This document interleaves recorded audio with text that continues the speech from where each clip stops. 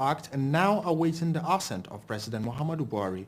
The presidency said yesterday that number one citizen was still consulting widely on whether or not to give the nod to amended law.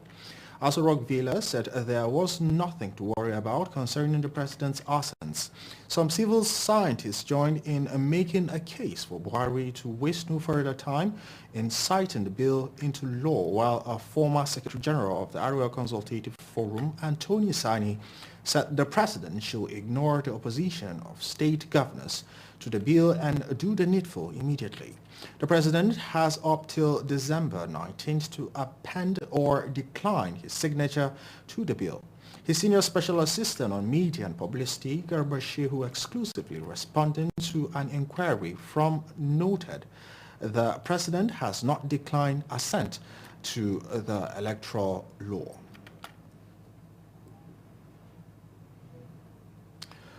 President Muhammadu Buhari has declared that Nigeria remains the most valuable and attractive investment destination in Africa, adding that the country is on the path of becoming the continent's leading industrial and trading nation. Addressing the Trade and Investment Forum at Dubai Expo 2020, organized by Nigerian Arabian Gulf Chamber of Commerce, Nigeria's Ministry of Industry, Trade and Investment and the Nigeria's Investment Promotion Commission, NIPC, on Saturday. The president said Nigeria is reaping from the efforts his administration has made to consciously improve the investment environment. President Buhari assured captains of industry and entrepreneurs who have showed interest and commitment to further enhance trade and investment relationship with Nigeria that his administration will continue to work with them to improve the business climate, especially as the African Continental Free Trade Area comes in full effect.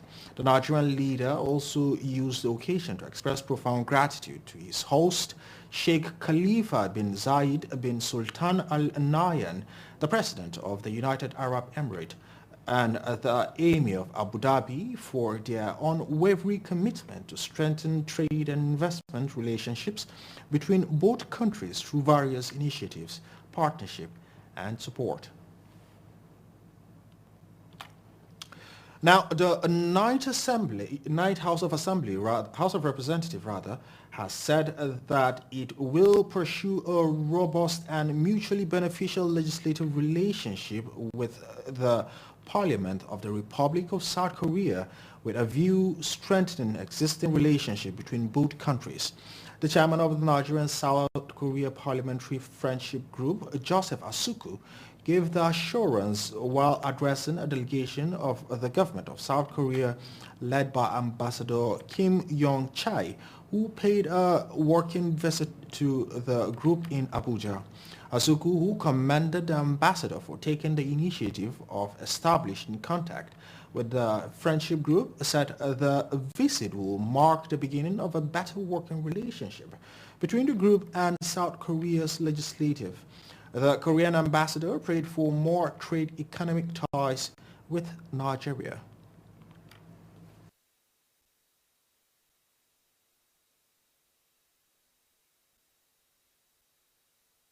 Not just having the products here, but setting up manufacturing companies here where you can produce things here, and whatever issues you have, the main aim, the overarching aim of this group is if you have any issues in terms of be it visa, the relaxing of the visa application, or trades, any issues you have, you can always talk with us. We know our way around how we can, get to the right authorities and see what we can do. This group is mainly to boost the already existing relationship we have. We have 6 government agencies in Nigeria, which means that the Korean government investing Korean taxpayers' money quite a lot in Nigeria, which indicate that Nigeria is important to Korea, so Korea takes Nigeria seriously. You know that we are frequently told that Nigeria is the biggest economy in Africa. Nigeria is the most popular country in Africa. Nigeria is the biggest democracy in Africa as well. So in many ways, Nigeria is important to us. So we are here to further promote between our two countries in the area of government to government, business to business, and people to people. That's what we aimed.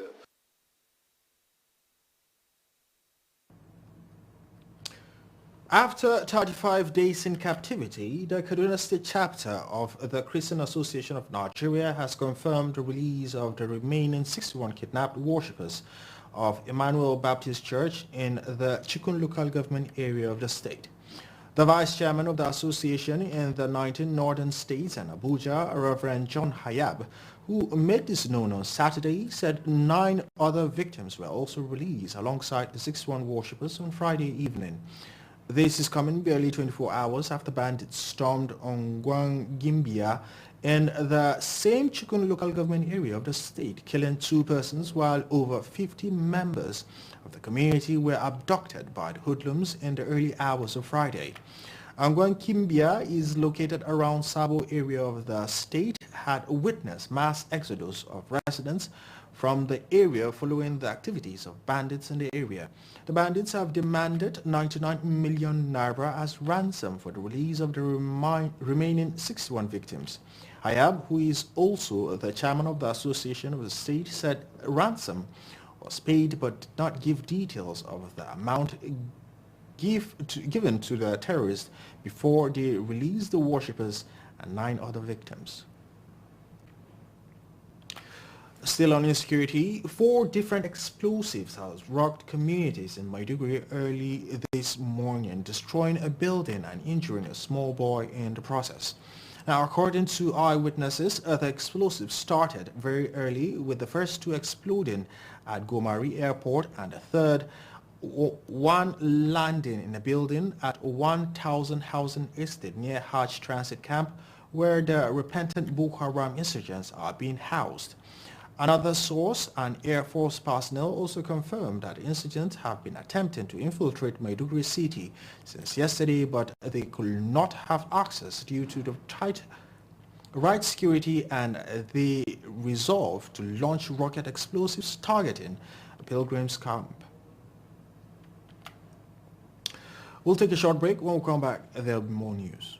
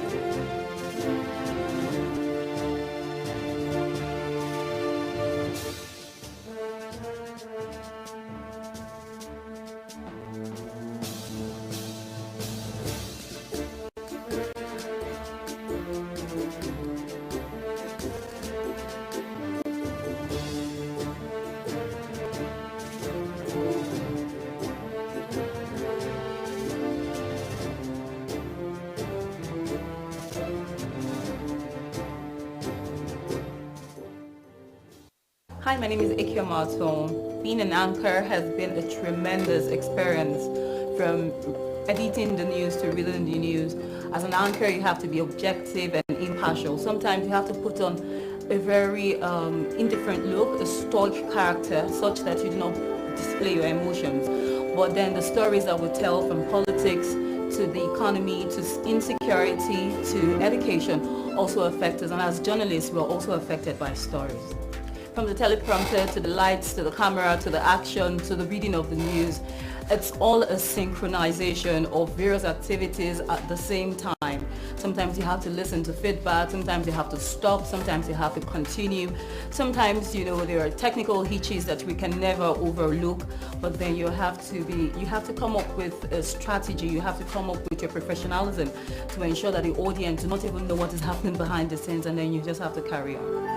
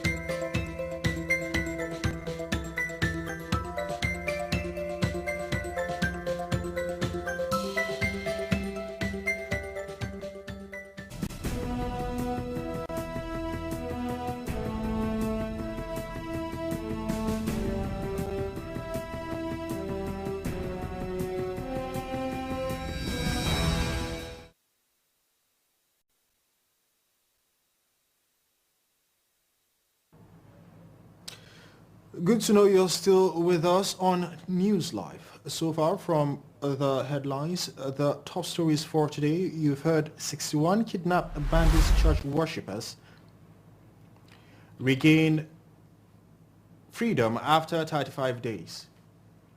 Also, 1,050 farmers get improved seedlings, fertilizer, water pumps in Adamawa. Plus, France, Europeans working to open joint mission Afghanistan.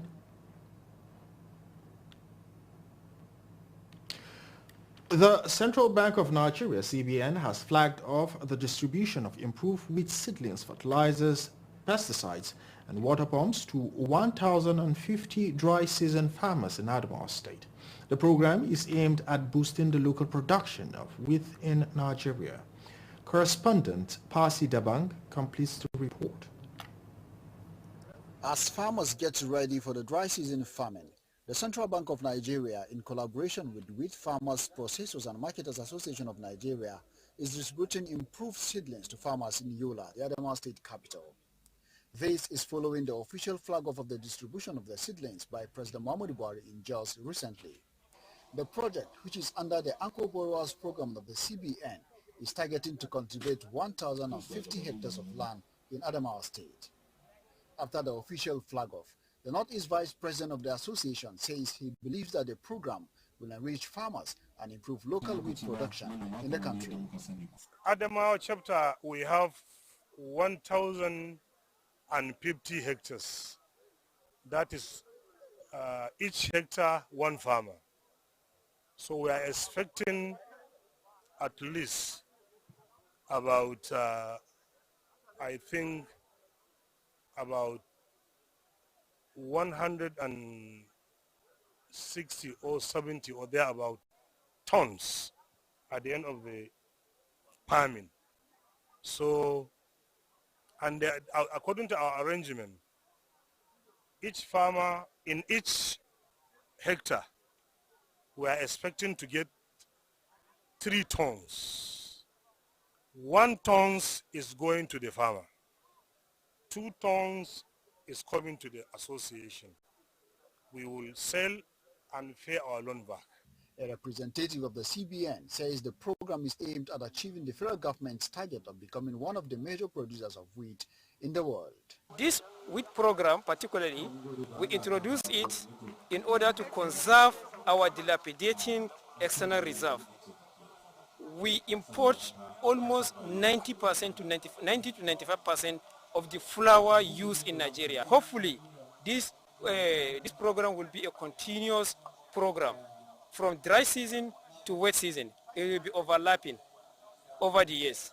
And what we are praying is for Nigeria to be one of the largest producers of wheat in the world. Adamawa State Secretary of the Wheat Farmers Association and a representative of the farmers say they are hopeful that the desired result of bumper harvest will be achieved at the end of the farming season. It's a special breed. The wheat seeds, they are highly improved seeds, and hopefully we are targeting 45 to 50 bags, which is 4.5 tons to 5 tons. If you meet up the criteria and you follow due process in planting and ensuring all the necessary steps is being followed, you will have optimum yield, inshallah. Most of us, we are dry season farmers, and we have boreholes. Some of us they have pumps, but some are not in good condition. But if they get new ones now, it's a sort of gearing up. So if they have these implements on ground, they can definitely do it. The program targets 19 states of the Federation, and Adamawa is one of them. It is expected that the federal government's desire of improving local production of wheat and other farm produce will be achieved. Percy Dawang, VIEWERTV News, Yola. Now, the governor of Delta State, Ifeanyi Okowa, has backed the decision of the Lagos State government to shut down Dowen College over the death of a 12-year-old student, Sylvester Oromoni. Okowa took to his social media platform to react to the child's death, revealing that the student is a native of his state. This comes a day after the Lagos State Ministry of Education announced the indefinite closure of Dowen College, Lekki, pending the outcome of investigation into the boy's death. Reports had emerged that Oromoni was bullied and beaten by fellow students. However, in a statement on Wednesday, the school denied all allegations, stating that Oromoni was neither bullied nor beaten, but only complained of hip pain after playing football. Contrary to the school's statement, the victim's cousin rolled out photos and video evidence which corroborated the fact that the child was bullied and beaten, an action that led to his death. Celebrities and Nigerians on social media has demanded justice for the late Sylvester and has rolled out the hashtag Justice for Sylvester to voice out their agitations. Ituni Baba Lola, the Nigerian lady who died in prison in Cote d'Ivoire after she was wrongly jailed, has been buried in Ibadan, Oyo State.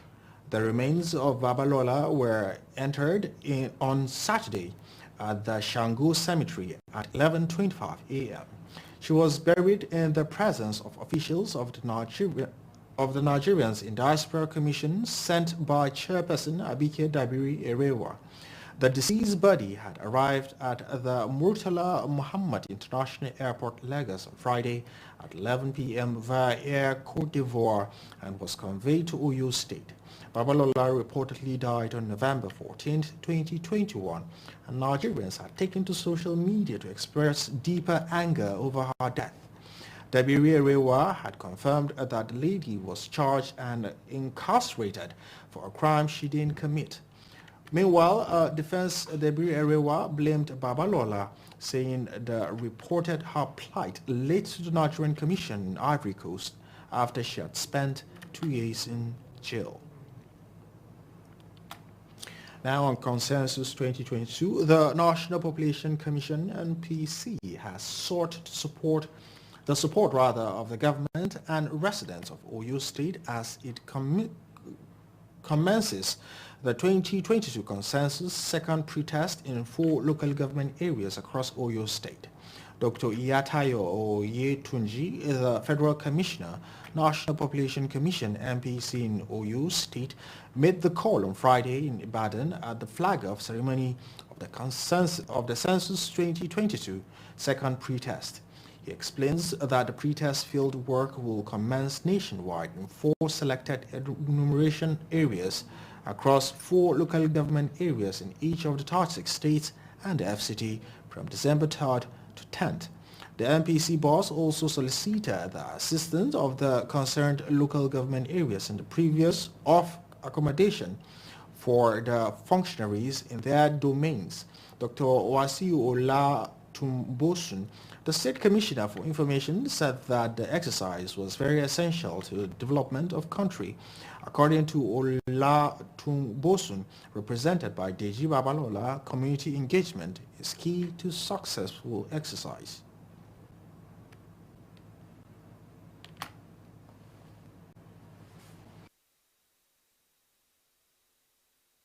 It's necessary to emphasize that the pretest is not the actual census, and the result will in no way influence the actual figures for the main census. It will therefore not serve any useful purpose to give false information to the pretest functionaries. In Oyo State, the second pretest will take place in 4 local governments in the state, namely Shaki East, Ibarapa East, Okomosho South, and Akinyele. 3 enumeration areas have been selected for the exercise in each of these local government areas. The selection of both the local government and the enumeration area was done through using scientific sampling. The support and cooperation of His Excellency helped the Commission to successfully complete the exercise in all the 33 local government areas within the time frame allowed. I'm very happy about the traditional rulers, community leaders, the press, because without these people, it is difficult to have an effective census capture. We want to be sincere with themselves, because you see, these are people who are in the grassroots, and they need to be well engaged. And on COVID-19, Nigeria has successfully vaccinated 3,938,945 eligible people across the country. This is contained in the country's report of Nigeria, which was presented to the Parliament at the ongoing second ordinary session by the Nigerian delegation of parliamentaries to ECOWAS Parliament. The report was presented by Linda Ekwezu, a member of the Nigerian House of Representatives, who is also a member of the Community Parliament. According to the report, the over 3 million Nigerian vaccinated represents 98% utilization of the 4,024,000 doses of the Oxford AstraZeneca vaccine.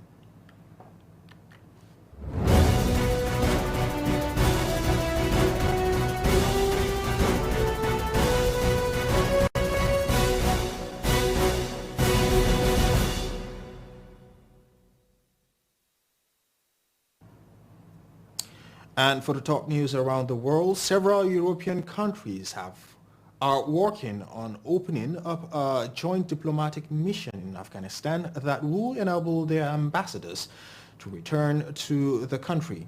French President Emmanuel Macron said on Saturday. Western countries have been grappling with how to engage with the Taliban after they took over Afghanistan in a lightning advance in August as U.S.-led forces were completing their pullout. The United States and other Western countries shut their embassies and withdrew their diplomats as the Taliban seized Kabul, following which the militants declared an interim government whose top members are under U.S. and UN sanctions. The United States, European countries and others are reluctant to formally recognize the Pashtun-dominated Taliban, accusing them of backtracking of pledges of political and ethnic inclusivity, and to uphold the rights of women and minorities. In a statement following talks with the Taliban a week ago, the European Union suggested it could open a mission soon. France separately announced on Friday that it had carried out an evacuation mission in Afghanistan with Qatar's help, taking more than 300 people, mostly Afghans, out of the country. And on COVID-19 variant, Japanese Prime Minister Fumio Kishida is likely to cancel a planned trip to the United States for talks with President Joe Biden this month due to the spread of the Omicron variant of COVID-19. Reports said on Saturday, Kishida and Biden met in Glasgow last month on the sidelines of the United Nations Climate Summit, agreeing to meet formally by the end of the year to discuss issues of mutual concern, such as China, reports said. But given the rapid spread of the new coronavirus variant, as well as the U.S. political situation, Kishida is considering rescheduling the meeting after the end of the year, reports said. Still on COVID-19, the Omicron coronavirus variant spread in Australia on Saturday, testing plans to reopen the economy as a cluster in Sydney grew to 13 cases and an infection was suspected in the state of Queensland. Federal authorities are sticking with the plan to reopen the economy on the hope that the new variant proves to be milder than previous strains, but some state and territory government have moved to tighten their domestic border controls. Australia reported its first community transmission of Omicron at a school in Sydney. Authorities are investigating the source and said more cases were expected. Authorities in South Australia said on Saturday that the arrivals from New South Wales, Victoria and the Capital Territory will be tested. The state reopened its domestic borders only days ago for the first time in months. Several thousand people protested vaccination mandates in Melbourne, with the demonstration now a weekly event that has been attracting groups of regular citizens, as well as far-right and conspiracy theory supporters. Australia has had just under 215,000 cases in total and 2,042 deaths. Senegalese transport unions ended a strike overnight from Friday to Saturday that had paralyzed capital Dakar and other regions over police harassment and illicit competition. Although there remained some stumbling blocks in talks with the government, transport workers will give politicians a month to sort through all the problems, said Gora Koma of the Costa Union. He added that the police and gendarmes had been ordered to find ways to reducing harassment. Much of Senegal was stuck fast between Wednesday and Friday, with passengers and goods transport vehicles almost absent from the country's road. In many places, people turned to motorbikes or even horse-drawn vehicles as striking drivers blocked state-owned buses from operating outside the capital. Large number of people were unable to get to work and many pupils missed school, including in Dakar. Clusters went on strike to force the government to address a list of 11 grievances, with police harassment top of the list, as well as illegal competition and excessive numbers of route checkpoints. And that's all on News Live, but before we go, a quick recap of the headlines. You've heard 61 kidnapped Baptist Church worshippers regain freedom after 35 days. You've also had 1,050 farmers get improved seedlings, fertilizer, water pumps in Adamawa State. Plus, France, European working to open joint mission in Afghanistan. And that's all for now. My name is Philip Slivin. Thank you for your time and company. Have a great evening.